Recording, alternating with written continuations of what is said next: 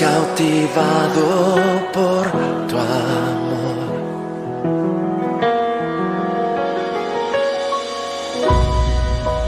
Eres Dios eterno, solo tú eres bueno, Dios incomparable eres tú. Nunca me separaré de tu gran amor. Eres mi Señor, mi Salvador.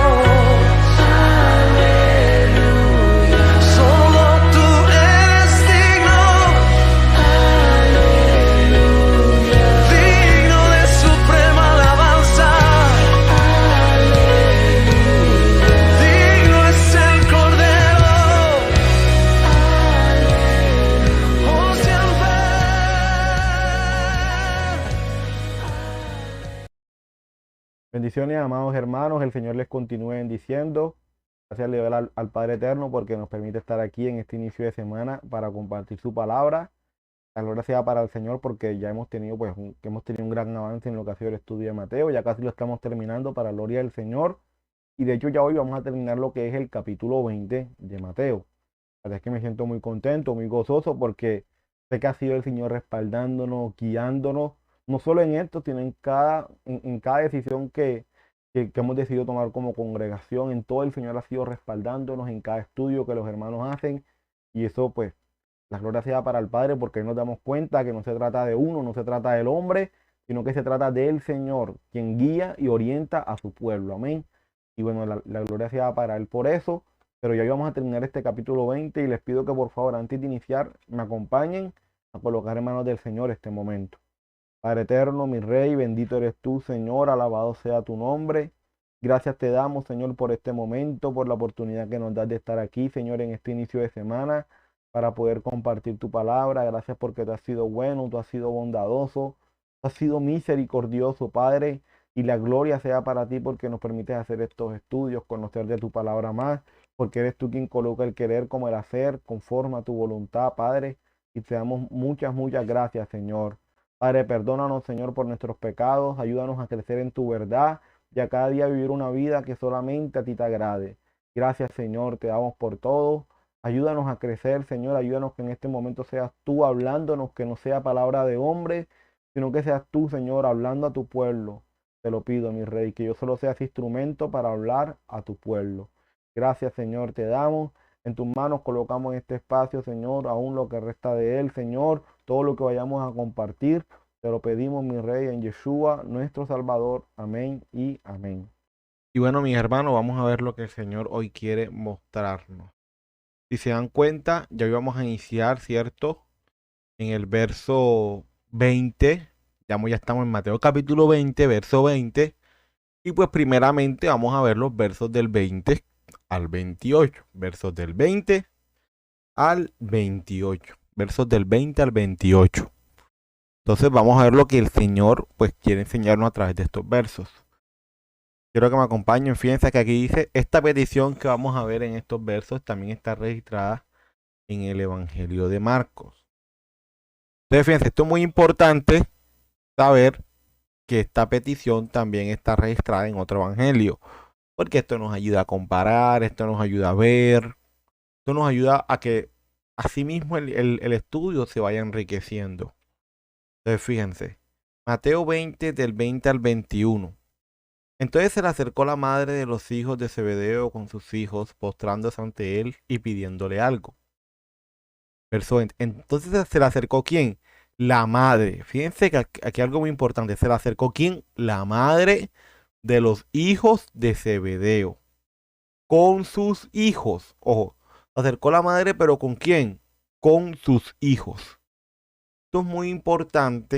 Esto es muy importante porque cuando vayamos a leer Marcos, pues vamos a ver un poquito de diferencia aquí. Pero fíjense que dice que se acercó la madre, pero la pregunta es, ¿la madre se acercó sola? No. La madre se acercó con sus hijos y se postraron ante él pidiéndole algo. Él le dijo, ¿qué quiere? Ella le dijo, ojo, fíjense. Si se dan cuenta, aquí la pregunta de Yeshua es, ¿qué quieres? Como que, bueno, ¿y qué quieres? ¿Qué quieres de mí? Pero dice que ella le dijo. O sea, si me están hablando de ella, yo a quién supongo que quien le está respondiendo a Yeshua en ese momento. Yo quién supongo que le está respondiendo. Pues obviamente, yo supongo que quien le está respondiendo es la madre de los hijos de Zebedeo. En este caso son Santiago y Juan. ¿Qué le dijo? ¿Ella qué le dijo? Ordenan que en tu reino se sienten estos dos hijos míos, el uno a tu derecha y el otro a tu izquierda. Y el otro a tu izquierda. Pero fíjense cómo lo dice Marcos. Entonces Jacobo y Juan, aquí ya se hace referencia a quiénes son esos dos hijos de Zebedeo, Jacobo y Juan, se le acercaron diciendo, Maestro, querríamos que nos hagas lo que pidiéramos. Fíjense que aquí ya quien se le acerca, ¿quiénes son? Pues los hijos de Zebedeo. Ya no se menciona a la madre. Y aparte de, fíjense lo que les dice. Él les dijo, ¿qué queréis que os haga? ¿Qué queréis que os haga? Cuando uno lee Marcos, ¿a quién cree uno que se hace referencia? Pues a los hijos de Zebedeo. En cambio, ¿qué dice Mateo? ¿Qué quieres? Ella le dijo. O sea, Mateo me está mostrando una conversación entre Yeshua y la madre de los hijos de Zebedeo, mientras que Marcos me está mostrando una conversación más como que entre Yeshua y los hijos de Zebedeo, más no la madre como tal. Ellos le dijeron, concédenos que en tu gloria nos sentemos el uno a tu derecha y el otro a tu izquierda. Si nos damos cuenta, Mateo nos da a entender como si fuese la madre de Jacobo y Juan quien se acercara a hacerle la petición a Yeshua. Pero Marcos da a entender como si fuesen los discípulos quienes se le acercaran a Yeshua a hacerle la petición. Entonces, fíjense que aquí hay una diferencia porque pues Mateo me da a entender una cosa, Mateo me da a entender como si fuese la madre quien se le acercara, ¿cierto? Y fuese la madre como tal quien hablara con Yeshua. Pero, pues fíjense que Mateo me dice que se acercó con sus hijos. Que se acercó con sus hijos. O sea, estaba la madre y estaban quienes? Los hijos. Pero Marcos me da a entender de que solamente estaban los hijos. Y que la conversación solamente es entre Yeshua y los hijos de Zebedeo. Pero en Mateo vemos más una conversación entre la madre con Yeshua que otra cosa. Entonces, fíjense que ahí se presenta una diferencia entre uno y dice, bueno, pero como tal, ¿quién hizo la petición? La madre, los hijos. Entonces, ahí vemos, fíjense. Pero debemos tener en cuenta que entre el grupo de seguidores de Jesús también estaban muchas mujeres. Dentro del grupo de seguidores de Jesús también había muchas mujeres, entre las cuales iba una llamada Salomé, que era madre de los dos discípulos, Jacobo y Juan. Ellos fueron los primeros que fueron llamados por Jesús. Fíjense lo que dice Marcos 15, 40, 41. También había algunas mujeres mirando de lejos, entre las cuales estaban quien María Magdalena, María, la madre de Jacobo el menor y de José, y Salomé, quienes cuando él estaba en Galilea le seguían y le servían, y otras muchas que habían subido con él a Jerusalén. El hecho de que le pidiera a Yeshua que sus hijos se sentaran a la derecha e izquierda de él implica que el lugar de honor era el asiento de la derecha. El lugar de segundo honor era el asiento de la izquierda. Así es. Recuerden que en hebreo, mis amados hermanos, la mano derecha implica misericordia, bondad, implica supremacía, implica amor, implica eso. Pero la mano izquierda simboliza juicio, simboliza más que todo eso. Por eso es que en hebreo se tiende a escribir de derecha a izquierda, de derecha a izquierda. Porque ellos consideran, cierto, que cuando tú empiezas con la derecha, o sea, tú empiezas con la misericordia, de ahí para allá, cierto, todas las letras serán eso, serán amor, bondad, misericordia. Eso una vez se lo escuché, una persona que conoce bastante el hebreo, conoce bastante y hizo ese comentario que me llamó la atención del de por qué en hebreo se escribía de derecha a izquierda. Y más o menos dio a entender eso. Realmente no fueron con las palabras como tal cual como se las dije, pero más o menos dio a entender eso. O sea, que dentro de la idiosincrasia que se tiene al momento de querer escribir en hebreo, es que, hombre, vas a escribir de derecha a izquierda. Entonces, si la primera palabra es misericordia, si la primera palabra es amor, es bondad, entonces, de ahí para allá, el resto de las palabras que se escriban serán lo mismo. Serán misericordia, serán amor, serán bondad. Entonces, por eso ellos escriben de derecha a izquierda, porque para ellos la derecha significa eso. Entonces, estos dos muchachos le pidieron a Yeshua esos dos lugares de honor, esos dos lugares de gran honor.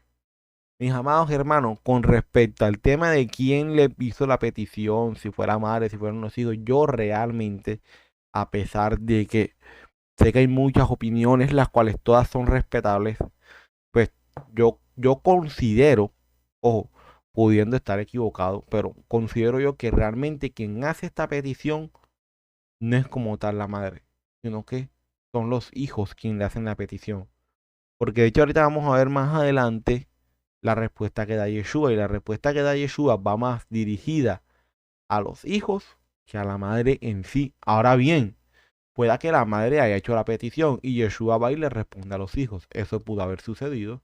Entonces si decimos, bueno, sí, fue la madre. Porque si se dan cuenta, Mateo dice, o sea, Mateo, cuando tú lees Mateo y solamente te quedas con Mateo, tú dices, no, sí, fue la madre quien hizo la petición. Pero cuando lees Marcos, ya entra como que en duda, como que, uy, ¿será la madre o no será? Porque Marcos no la menciona. Marcos menciona a los hijos de Zebedeo. Marcos no menciona a la madre por ahí. Entonces, es como que uno dice, bueno, y entonces, ¿quién como tal hizo la petición? Yo dentro de todos los, digamos, de la consulta que he hecho, pues algunos consideran que fue la madre, otros consideran que fueron como tal los hijos. Porque pues la madre que va a pedir eso, o sea, la madre de qué le sirve, digamos, que sus hijos estén en esos lugares de honor. Bueno, quizás ahí sea un deseo de ella, pero pues no creo. Es más, fíjense, vamos a ver más adelante que por causa de esta petición, los demás discípulos se molestan con los dos discípulos. Claro, ellos, pero fíjense, algo muy importante, y es que el texto va a decir, y ahorita lo vamos a ver, que el texto dice que se molestaron con los otros dos discípulos, pero más no que se molestaron con la madre. O sea, que muy seguramente la iniciativa la tuvieron los dos discípulos, más no como tal la madre en sí. Aunque, obviamente, si Mateo, el libro de Mateo lo menciona, es porque la madre sí hizo parte, pero como tal, para mí, quien hace la petición son los hijos en sí, y no como tal la madre. Entonces, pues esa es mi opinión con base a eso, pero sé que van a encontrar muchas y pues cualquiera de ellas para mí es totalmente respetable. Entonces, continuemos. Primera de Reyes 2:19 que dice, vino Betsabé al rey Salomón para hablarle por Adonías. Y el rey se levantó a recibirla y se inclinó ante ella y volvió a sentarse en su trono e hizo traer una silla para su madre, la cual se sentó a su diestra. Piense que cuando habla que la madre se sentó a su diestra, ¿cierto? Para hacer referencia a ese lugar de honor, ese lugar de privilegio. Así como le dice también Salmo 110:1. Jehová dijo a mi Señor, siéntate a mi diestra hasta que ponga a tus enemigos por estrado de tus pies. Amén. Y vamos a ver cómo continúa diciendo el pasaje a causa de esta petición. Mateo dice, entonces Jesús respondiendo dijo, no sabéis lo que pedís. ¿Podéis beber del vaso que yo he de beber? Y ser bautizado con el bautismo que yo soy bautizado. Yo cuando leí ahí esa parte, yo dije, uy, ¿a qué se refiere Yeshua con el tema de que si pueden beber el vaso que yo he de beber y ser bautizados con el bautismo que yo soy bautizado? Cuando yo leí eso, yo decía, wow, aquí me va a tocar detenerme bastante, meditar bien, consultar bien, para tratar de llegar, digamos, a dar una respuesta lo más acertada posible. Nunca pretendiendo, mis amados hermanos, nunca pretendiendo tener la verdad absoluta. Porque la verdad, la única verdad absoluta la tiene nuestro Salvador. Amén. Y ellos le dijeron, podemos. Pero fíjense, ¿quiénes le responden? Los discípulos. Nosotros podemos. O sea, Yeshua les pregunta, ¿ustedes pueden beber del vaso que yo voy a beber y ser bautizados con el bautismo que yo voy a ser bautizado? Ellos le dijeron, sí, nosotros podemos. Él les dijo, a la verdad, de mi vaso beberéis. O sea, bueno, a la verdad ustedes iban a beber de mi vaso. O sea, Yeshua les afirma que ellos iban a beber de su vaso. Y con el bautismo que yo soy bautizado, seréis ustedes también bautizados. Pero, ojo, aquí está el pero el sentaros a mi derecha y a mi izquierda, o sea, pero sentarse en esos lugares de honor, no es mío darlo, sino aquellos para quienes está preparado por mi Padre. Sino para aquellos, sino para aquellos para quienes está preparado por mi Padre. Fíjense cómo lo dice Marco. Entonces Jesús les dijo, no sabéis lo que pedís. ¿Podéis beber el vaso que yo bebo o ser bautizados con el bautismo que yo soy bautizado? Ellos dijeron, podemos. Jesús les dijo, a la verdad del vaso que yo bebo, beberéis. Y con el bautismo que yo soy bautizado, seréis bautizados. Pero el sentaros a mi derecha y a mi izquierda no es mío darlo, sino aquellos a quienes están preparados. ¿A qué se refiere Yeshua cuando dice, a la verdad de mi vaso beberéis y con el bautismo que yo soy bautizado seréis bautizados? Ante el pedido, Yeshua comienza por señalar que Jacobo y Juan no sabían lo que estaban pidiendo. Claro, ellos veían solamente el poder, la fama, la gloria, pero no sabían que no hay gloria sin humillación. No sabían que la cima del poder está precedida del profundo valle de la humillación. Por eso Yeshua hizo la pregunta a Jacobo y Juan: ¿podéis beber del vaso que yo he de beber y ser bautizados con el bautismo que yo soy bautizado? Y mi amado hermano, esto me hace recordar a una etapa en mi vida, o sea, un momento en el cual pues, el Señor me estaba llevando, conduciendo cada día. Y el Señor, al comienzo, puse en mí ese sentir de servirle. Yo quería servirle al Señor, yo quería servirle. Y bueno, pues yo le empecé a orar al Señor, recuerdo que le empecé a orar y, ¿y qué? Y le decía: Señor, quiero servirte. Y sé que debo servirte como hijo tuyo. En algo debo servirte. Pero ¿en qué quieres que te sirva? Señores, ¿qué quieres que te sirva? ¿En qué quieres que te sirva? Y recuerdo yo que el Señor, ¿cierto? A través de una palabra, en ese momento, recuerdo yo que ese fue en sábado. Estábamos en ese momento haciendo ayunos los sábados en la congregación.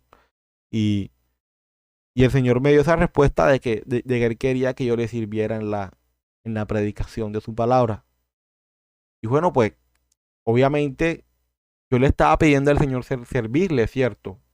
Porque estaba en mí ese anhelo servirle, pero quizás, digo quizás porque pues en estos momentos no es que tenga la gran exactitud de lo que en ese momento yo podía estar pensando, más allá de quererle servir al Señor, pero quizás no dimensionaba que lo que implicaba el servirle al Señor. Obviamente el Señor me iba llevando a paso, vi en mí ese deseo, el Señor me condujo y me ha fortalecido hasta ahora y me ha guiado hasta ahora. Pero hoy sé que el servirle al Señor no es solamente: Señor, quiero servirte.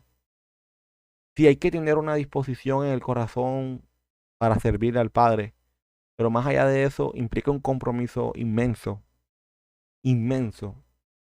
Un compromiso primero con el Señor, vivir una vida cada día en santidad. Y ojo, con esto quiero dejar claro algo: un compromiso que todos tenemos. Todos tenemos ese compromiso. Pero claro, cuando tú estás sirviendo, ¿cierto? Pues tú sientes más ese compromiso. Tú sientes más esa necesidad, ¿cierto? De buscar al Padre, de orar más, de estar más en intimidad con Él, en fin. El punto es que, mi amado hermano, todos nosotros debemos servirle al Señor. A lo que Él nos ha mandado a hacer, debemos hacerlo. Pero sabiendo que el servirle implica un compromiso tremendo en todos los sentidos y aspectos de nuestra vida.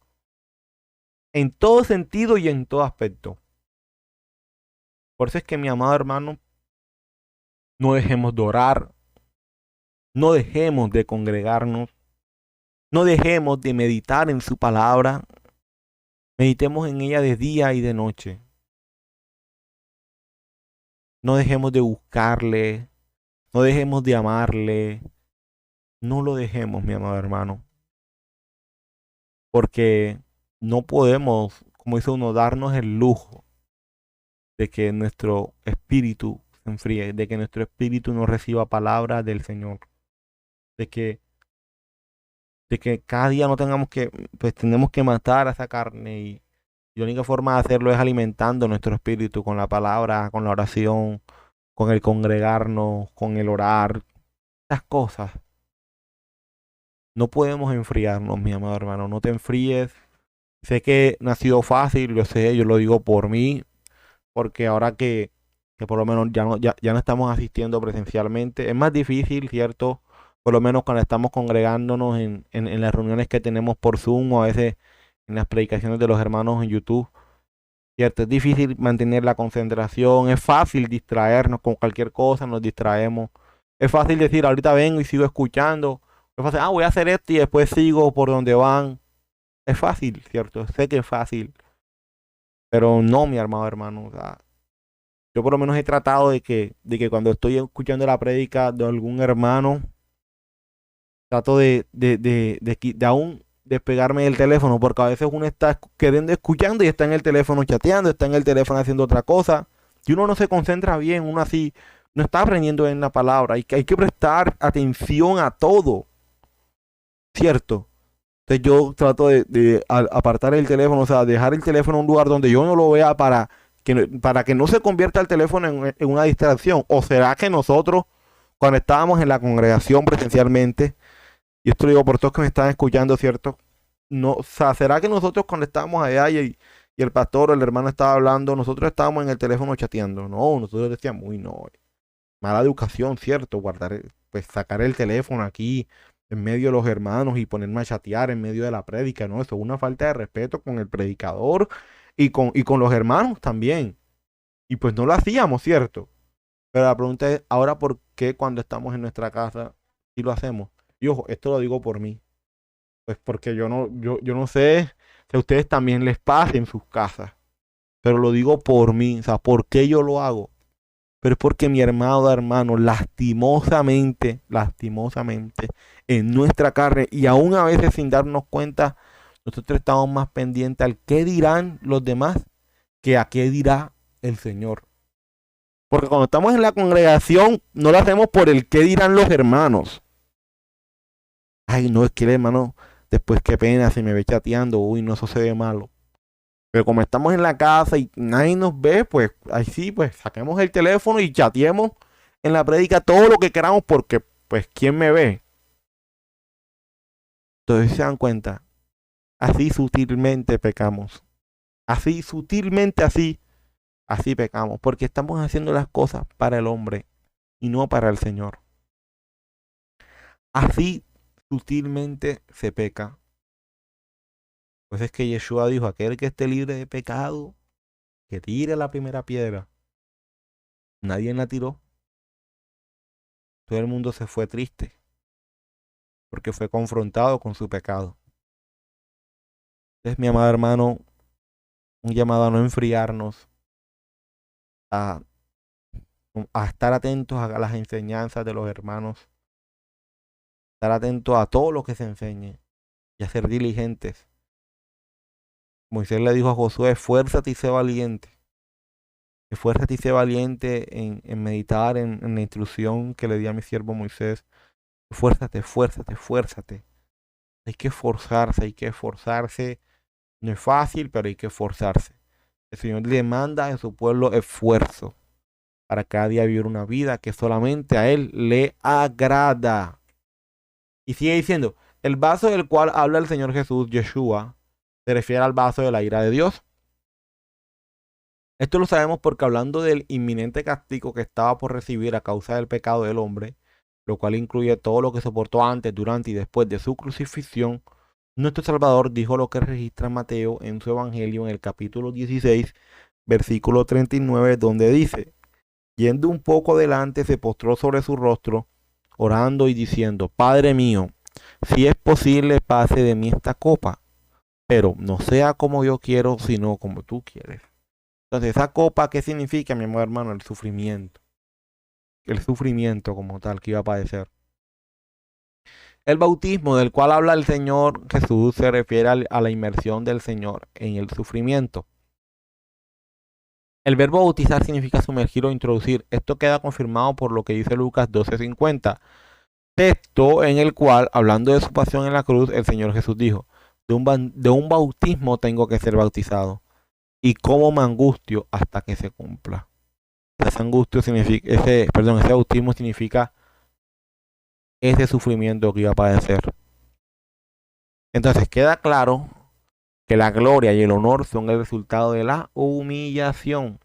Tal vez sin meditar mucho en lo que estaban diciendo, Jacobo y Juan dijeron al Señor Jesús que estaban dispuestos a saborear la humillación y el sufrimiento con tal de obtener lo que deseaban tan profundamente. O sea, ellos no estaban dimensionando lo que estaban pidiendo. Esta fue la razón por la que el Señor Jesús les anuncia que conforme a su propia decisión, Jacobo y Juan van a ser humillados y van a sufrir. Pero aún así, No es potestad del Señor Jesús asignar los puestos de mayor honra, poder y gloria en su reino, sino que esta potestad la tiene Dios el Padre y Él ya ha escogido a quienes los va a dar. Amén. El pasaje continúa diciendo.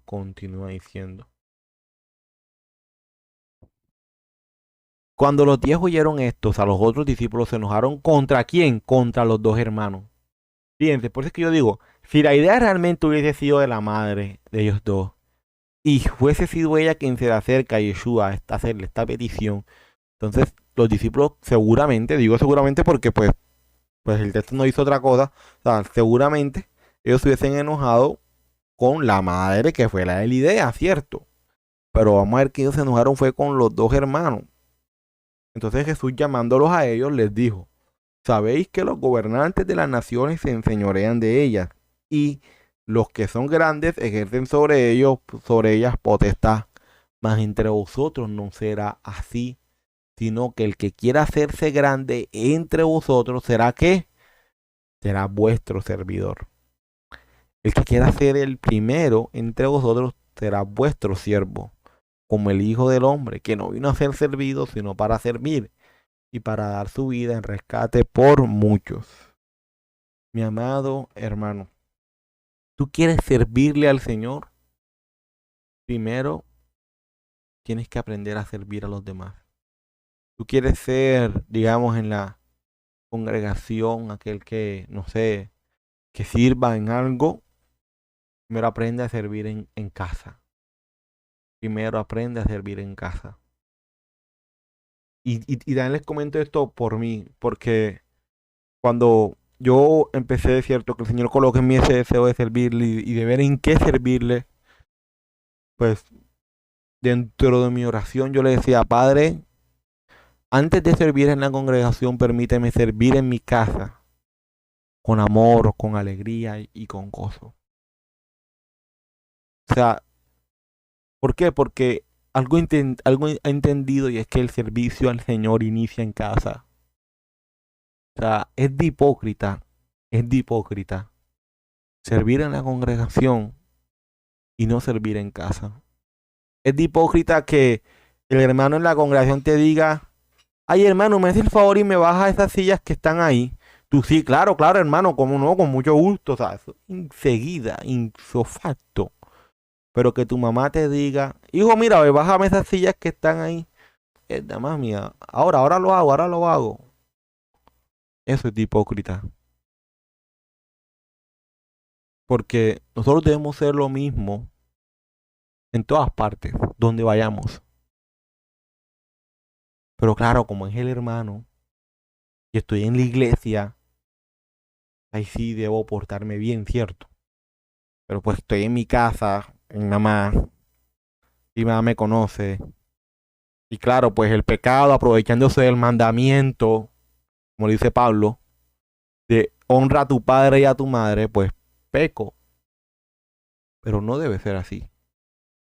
Pasa, yo sé que pasa, pero no debe ser así. No debe ser así. Por eso es que yo le decía, Señor, Padre, Señor, antes de yo servir en la congregación, yo quiero aprender a servirte a ti con amor y compasión en mi casa. Porque no está bien delante del Padre. Y un hermano dice, no hermano, yo quiero servir en la congregación. Bueno, primero vamos a ver cómo sirves en tu casa. ¿Cómo le sirves a tu mamá? ¿Cómo le sirves a tus hermanos? ¿Cómo le sirves a tus padres? ¿Cómo les estás sirviendo a ellos? ¿Será que haces las cosas con amor, con alegría? ¿O no? ¿O no lo haces así? Y esto se da más que todo en los jóvenes, ¿cierto? Cuando los padres le piden un favor a ese joven y ese joven, no, yo no quiero. O no, ahora no. O después lo hago. Esa era la que siempre se me da a mí. A mí, ahorita lo hago, no te preocupes. Y pues sabrán ustedes lo que sigue, ¿cierto?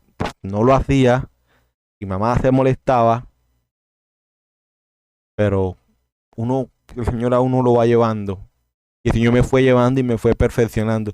Y el Señor usó ese deseo que había en mí de quererle servir a él en la congregación. Usé ese deseo para primero hacerme entender de que ese deseo que tenía para servir en la congregación, primero tenía que trasladarlo a mi hogar, primero tenía que trasladarlo a mi casa, primero tenía que trasladarlo hacia mis padres, hacia mis hermanos.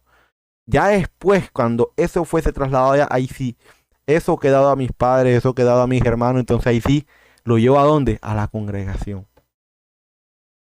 Lo llevo a la congregación.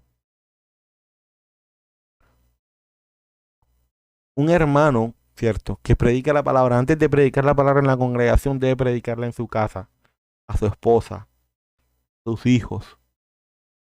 Y ojo, que como lo decía el domingo anterior, muchas veces se nos pasa ese mandamiento, pero en Deuteronomio está claro.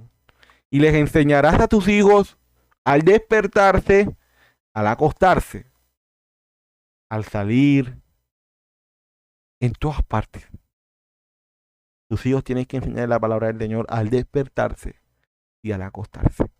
Es un mandamiento. Está en Deuteronomio. O sea, padre, debes enseñarle a tus hijos la palabra del Señor al despertarte y al acostarte. Es un mandamiento del Señor, no lo estoy diciendo yo, no me lo estoy inventando yo. Lo enseña el Señor en su palabra.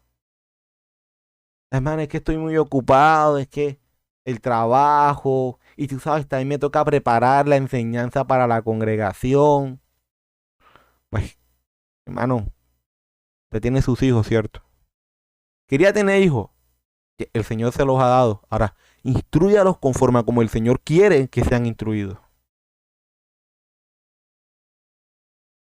O sea, nosotros queremos dar ejemplo al mundo, pero a veces no estamos dando el ejemplo correcto. A veces no estamos dando el mejor ejemplo. Queremos que el mundo llegue, ¿cierto? Y conozca. Pero ¿cómo está nuestro ejemplo? Si a veces el vecino ni siquiera lee la Biblia, que nuestro testimonio sea la Biblia que ellos lean. Pero muchas veces no es así. Muchas veces no es así. Entonces, antes de servir en la congregación, mi amado hermano, sirvamos en casa. Seamos esos siervos que sirvan con amor. ¿Y cuál es el ejemplo? El ejemplo está en el verso 28. Como el Hijo del Hombre no vino para ser servido, o sea, sino para servir y para dar su vida en rescate por muchos. El que está en la cabeza, ese es el que más debe servir. Pero antes de servir en la congregación, debe servir en casa. Y yo sé que nos cuesta, a mí me cuesta. Mi mamá sabe cuántas veces yo le he pedido perdón por a veces hacerle el más mínimo gesto cuando me pide un favor. Gracias al Padre, gracias al Señor, yo he mejorado muchísimo, muchísimo en ese aspecto.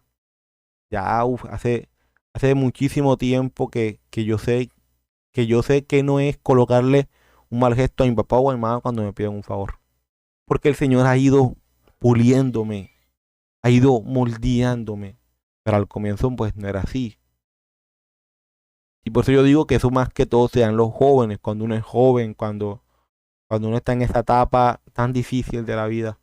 Pero pues el Señor nos guía. Aunque bueno, ¿qué etapa es fácil de la vida? Ninguna etapa es fácil. Cada etapa pues requiere sus cosas. Y que bueno, y que el Padre cada día nos ayuda ayudando. Pero es difícil, pero que el Señor nos ayude. Y siempre he tenido eso claro. Antes de servir en cualquier parte, primero en mi hogar, primero en mi casa. Ahí es donde doy ejemplo primeramente. Amén. Fíjense cómo lo dice, aquí me adelanté. Primero, fíjense cómo lo dice Marcos 10 del 40, del 24 al 28. Dice, Marcos 10 del 41 al 45. Cuando lo oyeron los 10, comenzaron a enojarse contra Jacob y contra Juan. Mas Jesús llamándolos les dijo, ¿sabéis que los que son tenidos por gobernantes de las naciones se enseñorean de ellas y sus grandes ejercen sobre ellas potestad? Pero no será así entre vosotros, sino que el que quiera hacerse grande entre vosotros será vuestro servidor, y el que de vosotros quiera ser el primero será siervo de todos. Porque el Hijo del Hombre no vino para ser servido, sino para servir, para dar su vida en rescate por muchos. Los otros 10 discípulos pensaron erróneamente que se había otorgado un honor único a Santiago y Juan. Ellos no sabían que Jesús podría haberles hecho la misma promesa de sufrimiento a cualquiera de ellos si realmente la querían. Su deseo por posición y estatus demostró que aún no conocían la naturaleza de Yeshua con respecto al liderazgo y el poder. Los gobernantes de las naciones se señorean de ellas, pero ha de ser diferente entre el pueblo de Dios. En la comunidad del reino, la posición, el dinero y la popularidad nunca deben ser los requisitos previos para el liderazgo. El servicio humilde es el gran requisito previo. Hermano, es que yo quiero ser líder en la congregación, es que yo quiero servir en la congregación. Bueno, hay que ver primero en ti fruto, hay que ver primero en ti ese servicio humilde. No en la congregación, porque en la congregación todos sirven humildemente. En tu casa. El servicio humilde es el gran requisito previo, como es demostrado por el propio ministerio de Yeshua. Este es un comentario de Spurgeon que me gustó mucho con base a lo que dice aquí Mateo. Me gustó mucho este comentario de Spurgeon. Fíjense lo que él dice.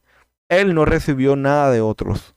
La suya fue una vida de dar y hasta de dar una vida.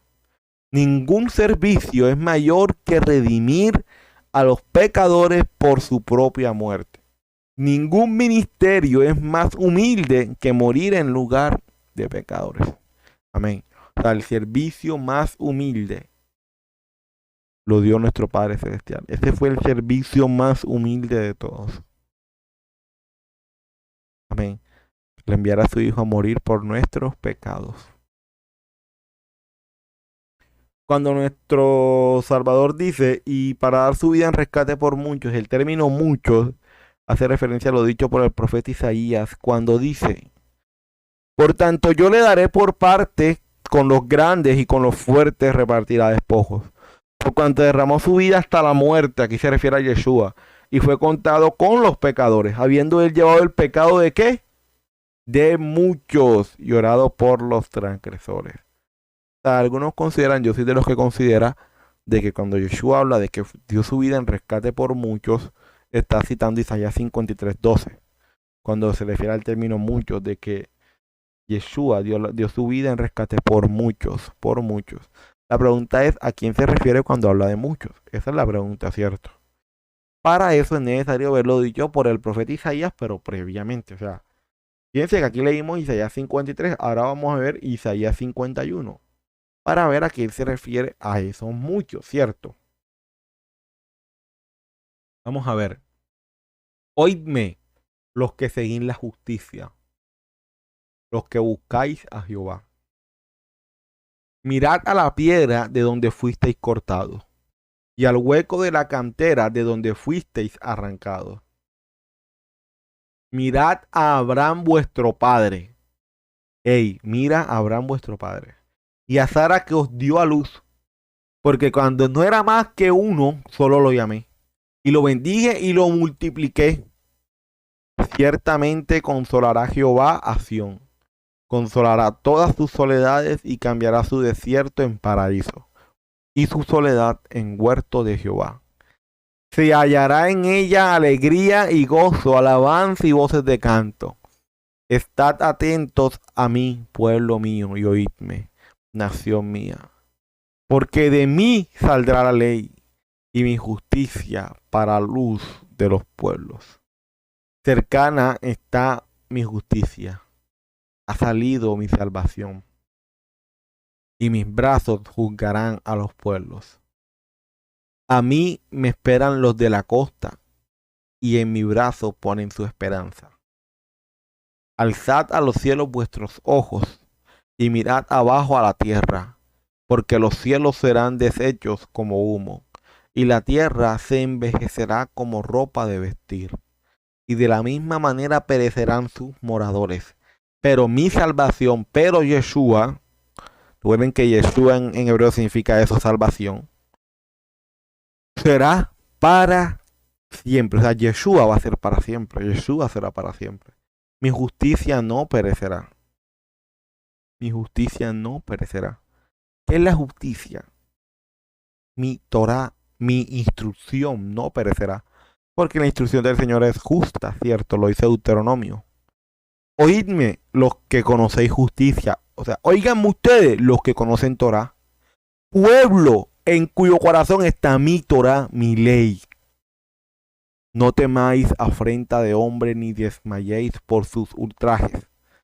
Porque como a vestidura los comerá polilla, como a lana los comerá gusano. Pero mi Torah, mi instrucción, permanecerá perpetuamente. O sea, la instrucción del Señor va a permanecer para siempre.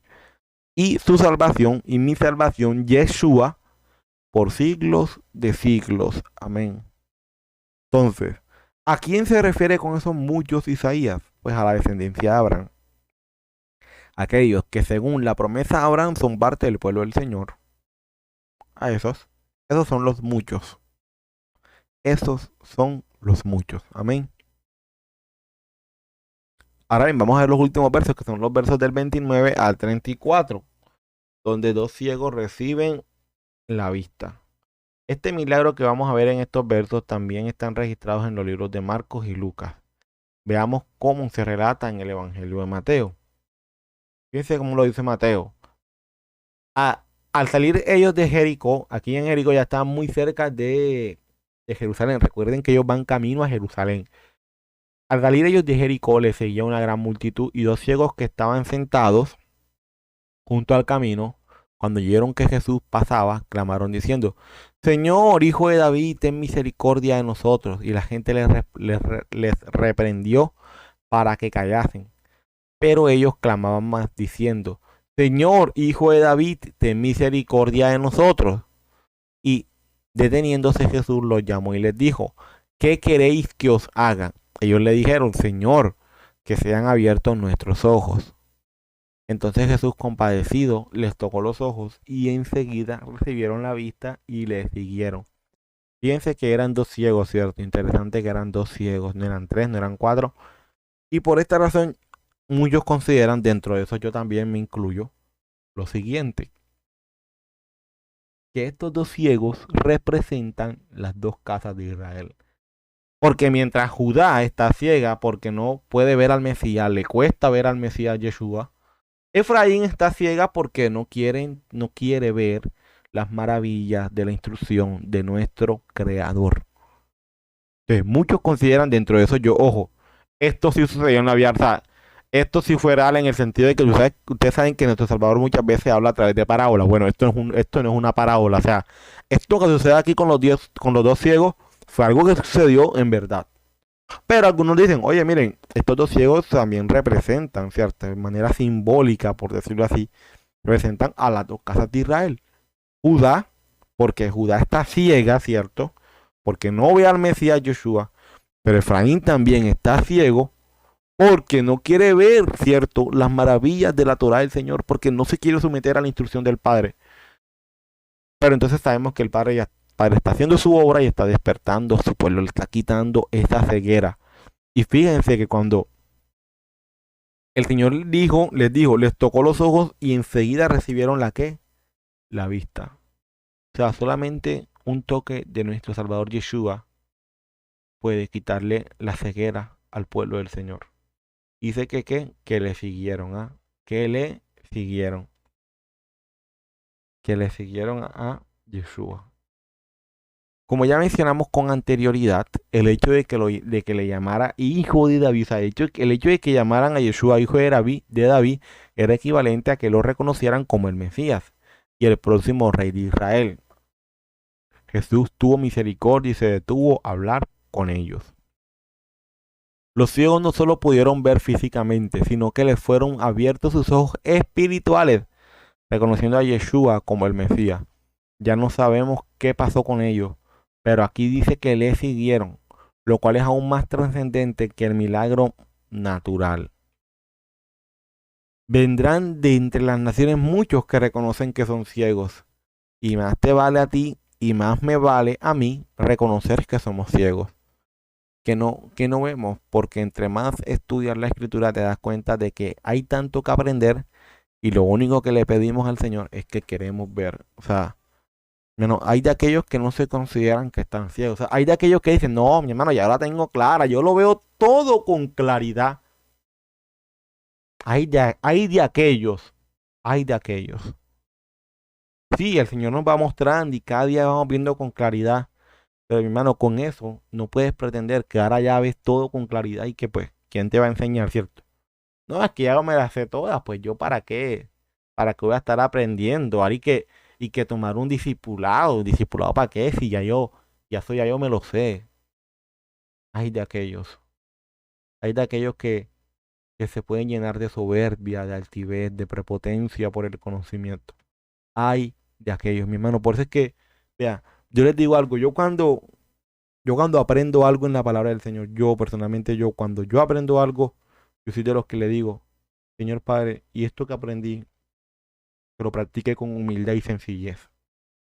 ¿Por qué? Porque o sea, yo soy consciente, mi amado hermano, yo soy consciente, y esto también es algo que he aprendido, que o sea, no hay peor ciego que el que no quiero ver. Y aquí voy con esto, que realmente cuando uno se da cuenta de que en nosotros está esa inclinación al pecado, esa inclinación a no querer obedecer, esa inclinación siempre a lo malo, uno tiende a ser más precavido.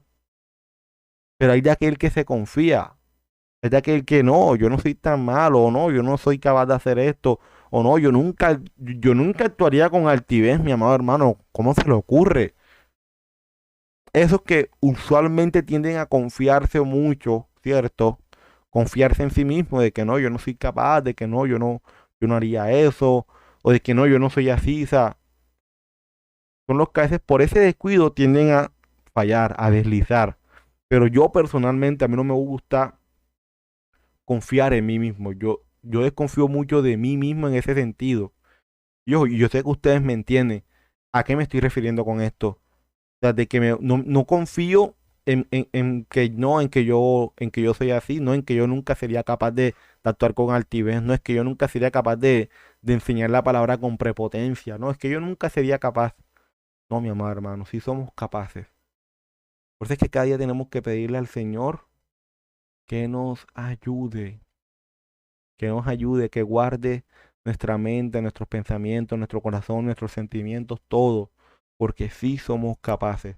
Y hay de aquel que no lo ve, porque ese es el que más puede tender a resbalar y a caerse. Pues es que cada día, o sea, cada día yo logro ver, a partir de ahí yo logro ver mi necesidad del Padre. Señor, te necesito, te necesito, te necesito. Padre, quiero conocerte más. Pero ojo, fíjense que en hebreo el conocer al Señor no implica tener, o sea, como que ese mero conocimiento ahí y ya, no. Para nosotros sí, pero en hebreo no implica eso. En hebreo el conocer al Señor implica obedecerle, porque muchas veces el Señor dice en su palabra de que aquel que no obedece, cierto, es porque no la ha conocido. O sea, tú puedes tener el conocimiento, pero si no pones en práctica eso que el Padre te ha mandado, eso que el Padre te ha dado a conocer como tal, porque realmente no lo has conocido. Porque el realmente conocer al Señor te va a llevar a qué? A poner esa palabra en práctica en tu vida. Amén. Entonces, mi amado hermano, fíjense, de aquí ya terminamos este capítulo 20 de Mateo para la gloria del Señor. Ya estamos ya casi terminando este estudio para su gloria y su honra. Y bueno, fíjense, quiero que me acompañen a ver el resumen de este capítulo. Aprendimos en la parábola de la viña, eso lo vimos el domingo pasado, que los primeros serán postreros, ¿cierto? Y los postreros primeros, porque muchos son llamados, pero más pocos los escogidos. También vimos cómo el dueño de la viña no hizo nada para explicar por qué lo hizo así, sino que simplemente dijo quiero. Las razones por la generosidad del hombre de familia estaban completamente en el hombre y no en aquellos que recibieron. Recuerden que el dueño de la viña, ¿cierto? Le preguntó que por qué lo había hecho así. Él dijo, yo quiero hacerlo así, porque es mi viña, es mi dinero. Y si yo quiero pagarle a estos hombres que nada más trabajaron una hora, lo mismo que les pagué a ustedes por haber trabajado todo el día, pues yo lo hago así, porque así yo lo quiero hacer. O sea que el hecho, la razón por la cual, esa razón de generosidad no fue porque los hombres que trabajaron una hora le caían mejor, no. Fue porque Él así lo quiso hacer porque él quiso ser generoso para con estos hombres, para que se llevaran el pago completo de un día. Y los que no estuvieron, los que no pudieron escuchar la enseñanza del domingo anterior, ahí está, les invito a que la escuchen para que así puedan entender pues más lo que les estoy diciendo aquí. Tercero, Yeshua no quiere que sus discípulos sigan ese mal ejemplo de los fariseos. Él quiere discípulos humildes, que sepan que todo lo que tienen de parte de Dios es un regalo y que por lo tanto deben ser agradecidos. Esta es la esencia de la gracia de Dios, cuando Él bendice y recompensa al hombre de acuerdo con su voluntad y placer, y no necesariamente de acuerdo con lo que el hombre merece. También aprendimos que no hay que confundir ese regalo de Dios que se sabe que es inmerecido con el hecho de guardar los mandamientos. Pero llega lo interesante, y es que nuestro Salvador no lo confunde. Porque en el capítulo anterior, mira lo que nos dice. Entonces vino uno y le dijo, maestro bueno, ¿qué bien haré para tener la vida eterna? Él le dijo, ¿por qué me llamas bueno? Ninguno hay bueno sino uno, Dios. Mas si quieres entrar en la vida eterna, ¿qué debes hacer? Guardar los mandamientos. O sea, el hecho de recibir ese favor inmerecido, ¿cierto? No me exime de guardar los mandamientos, porque para eso entonces, pues Yeshua no le hubiese dicho a este joven que no, que no lo guardara. Hey, no guardes los mandamientos, que esto es un favor inmerecido. Aquí ya el Señor ya te perdonó, ya te amó, ya murió en la cruz por ti, ya Él te salvó. Ya no guardes los mandamientos, no, le dijo, guarda los mandamientos. Son el fruto de nuestra salvación. También aprendimos que el hecho de que le pidiera a Yeshua que sus hijos se sentaran a la derecha e izquierda de él, implica que el lugar de honor era el asiento de la derecha. El lugar de segundo honor era el asiento de la izquierda. Ellos pidieron los dos lugares más prestigiosos en la administración de Jesús. Y finalmente aprendimos el significado del vaso del cual el Señor Jesús se refiere, el vaso de la ira de Dios. Esto lo sabemos porque hablando del inminente castigo que estaba por recibir a causa del pecado del hombre, lo cual incluye todo lo que soportó antes, durante y después de su crucifixión, y el bautismo del cual habló el Señor Jesús se refiere a la inmersión del Señor en el sufrimiento. Bien, fíjense mi hermano, esta es la referencia bibliográfica que tomé para este capítulo 20. Y bueno, la gloria sea para el Señor por ello. Y alabado sea siempre su nombre. Y bueno, mis amados hermanos, esto fue todo en este capítulo 20. Sé que este capítulo ha sido de mucha bendición para ustedes, así como también lo fue para mí. Y eso es lo que se quiere, porque a la final la idea es que a través de estos estudios el Señor nos hable, nos oriente, nos instruya y nosotros podamos ir caminando conforme a ello que el Padre nos va mostrando. Y pues eso es lo que se quiere, y la gloria sea para el Padre por eso. Ya con el favor del Señor, para el próximo domingo ya vamos a iniciar lo que es el capítulo 21 de Mateo. Ya estamos ya casi terminando. Y la gloria sea para el Señor por eso, porque sé que ha sido Él quien nos ha ido orientando a través de este estudio y de todo lo que en la congregación hemos estado haciendo. Entonces me siento muy contento por eso. Vamos a despedir este espacio para que sea el Señor tomando el control aún de lo que nosotros vayamos a hacer en esta semana. Señor, mi Rey, Padre, te damos gracias por este momento, gracias por la oportunidad que nos da de estar aquí, de poder compartir de tu palabra, de poder aprender cada día más de ella. Padre Santo, gracias, Señor, te pedimos que lo que hemos aprendido lo coloquemos en práctica, mi Rey. Ayúdanos, Señor, en esta semana, en todo lo que vayamos a hacer, Señor, a prepararnos para las fiestas bíblicas que se aproximan, a prepararnos para lo que se va también Shabbat, Señor. Y te pedimos, Padre, que seas tú, Señor, ayudándonos y fortaleciéndonos, Señor. Gracias por este momento. Y gracias por esta oportunidad que nos da, Señor, de poder compartir cada día más de tu palabra. Alabado sea tu nombre, Señor, en el nombre amado de nuestro Salvador Yeshua. Amén y amén. Bueno, mis amados hermanos, el Señor les bendiga, les guarde, que tengan una excelente semana y que todo lo que hagan lo hagan para gloria del Padre Eterno. Amén. Bendiciones a todos.